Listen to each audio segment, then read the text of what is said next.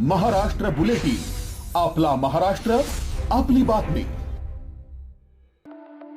नाशिकमध्ये एका नामांकित बहुराष्ट्रीय कंपनीत काम करणाऱ्या तरुणींवर लैंगिक अत्याचार, विनयभंग आणि धार्मिक भावना दुखावल्याचे गंभीर प्रकार उघडकीस आल्याने शहरात मोठी खळबळ उडाली आहे। या प्रकरणात पीडित आणि आरोपी हे सर्वजण एकाच कंपनीत कार्यरत असल्याची धक्कादायक माहिती समोर आली आहे। पोलिसांनी दिलेल्या माहितीनुसार आतापर्यंत 6 अविवाहित महिला, 2 विवाहित महिला आणि 1 पुरुष अशा एकूण 9 जणांना पीडित म्हणून ओळखण्यात आले आहे।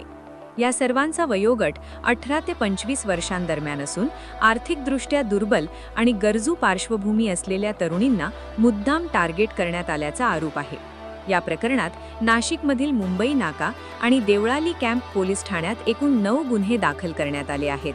त्यामध्ये बलात्कार व विनयभंगाचा 1 गुन्हा, विनयभंगाचे 4 गुन्हे, धार्मिक भावना दुखावणे व विनयभंगाचे 3 गुन्हे आणि धार्मिक भावना दुखावण्याचा 1 गुन्हा यांचा समावेश आहे। शहरातील एका नामांकित बहुराष्ट्रीय कंपनीमध्ये महिलांचा विनयभंग, लैंगिक अत्याचार, मानसिक अत्याचार आणि धार्मिक भावना दुखावल्याचे एकूण 9 गुन्हे दाखल करण्यात आलेले आहेत।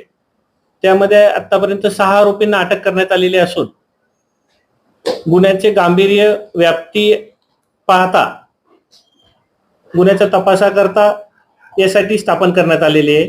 माननीय पोलीस आयुक्त श्री संदीप कर्णिक सर यांच्या आदेशान्वये एसआयटी स्थापन करण्यात आलेली असून पुढील तपास एसआयटी करत आहे। यासोबतच नाशिक शहर आयुक्तालय हद्दीतील सर्व खाजगी आस्थापनांना पोलीस दलातर्फे आवाहन करण्यात येत आहे की आपल्या आस्थापनामध्ये काम करणाऱ्या महिलांचे सुरक्षेची जबाबदारी ही आपली आहे आणि त्याकरता योग्य ती खबरदारी आणि प्रतिबंधात्मक उपाययोजना करण्यात याव्यात। तसेच कुठल्याही महिलेची तक्रार असल्यास ते सीपी व्हॉट्सअप नंबर 9923323311 यावरती संदेश पाठवू शकतात किंवा कंट्रोल रूमचा डायल 112 वरती आपण संपर्क साधू शकता। तक्रारदार महिला, संस्था तसेच अन्य व्यक्ती यांची ओळख गोपनीय ठेवण्यात येईल। याबाबतचे आवाहन माननीय पोलीस आयुक्त श्री संदीप कर्णिक सर यांच्या वतीने करण्यात येत आहे। धन्यवाद। थँक्यू। तक्रारीनुसार काही महिला पीडितांना जबरदस्तीने धार्मिक प्रथा पाळण्यास भाग पाडण्यात आल्याचे समोर आले आहे। त्यामध्ये हिजाब घालणे, नमाज पठण करणे आणि रोजा ठेवण्यास भाग पाडल्याचे आरोप करण्यात आले आहेत।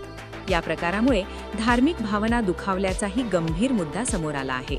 याशिवाय एका पुरुष पीडिताचे जबरदस्तीने धर्मांतर करून त्याचे नाव बदलण्यात आल्याचा आरोपही करण्यात आला आहे।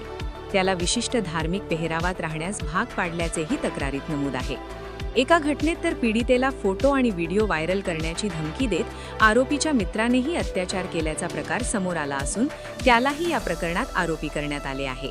दरम्यान या गंभीर प्रकरणी पोलिसांनी 6 आरोपींना अटक केली असून पुढील तपासासाठी विशेष तपास पथक एसआयटी स्थापन करण्यात आले आहे। अधिक पीडित पुढे येण्याची शक्यता लक्षात घेऊन पोलिसांनी नागरिकांना पुढे येण्याचे आवाहन केले असून तक्रारदारांची ओळख गोपनीय ठेवली जाईल असेही स्पष्ट करण्यात आले आहे। Bureau report, Maharashtra bulletin, Nashik. Maharashtra bulletin, आपला महाराष्ट्र, आपली बातमी।